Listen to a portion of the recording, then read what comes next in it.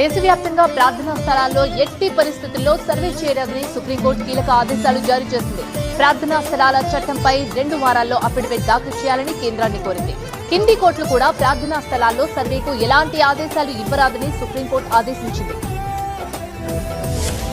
ప్రార్థనా స్థలాల చట్టంపై సుప్రీంకోర్టు కీలక ఆదేశాలు జారీ చేసింది. దేశంలోని అన్ని ప్రార్థనా స్థలాల్లో వెంటనే సర్వేలు నిలిపివేయాలని అత్యున్నత న్యాయస్థానం ఆదేశాలు జారీ చేసింది. అంతేకాకుండా ఆలయాలు, మసీదుల్లో సర్వేపై ఎలాంటి కొత్త కేసులను విచారణకు స్వీకరించరాదని దేశంలోని అన్ని కోర్టులకు సుప్రీంకోర్టు ఆదేశాలు జారీ చేసింది. 1991 ప్రార్థనా స్థలాల చట్టంపై సుప్రీంకోర్టులో కీలక వాదనలు జరిగాయి. Chief justice Sanjiv Khanna, justice Sanjay Kumar, KV విశ్వనాథులతో కూడిన ధర్మాసనం ఈ కేసుపై విచారణ జరిపింది.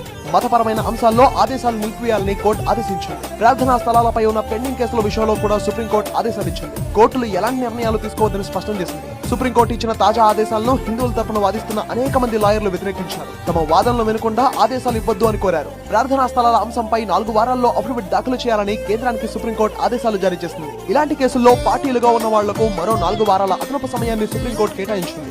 అశ్విని ఉపాధ్యాయ దాఖలు చేసిన పిటిషన్ పై సుప్రీంకోర్టు విచారణ జరిపింది. ప్రార్థనా స్థలాల చట్టంలోని 2, 3, 4 సెక్షన్లు తొలగించాలని అశ్విని ఉపాధ్యాయ పిటిషన్ వేశారు.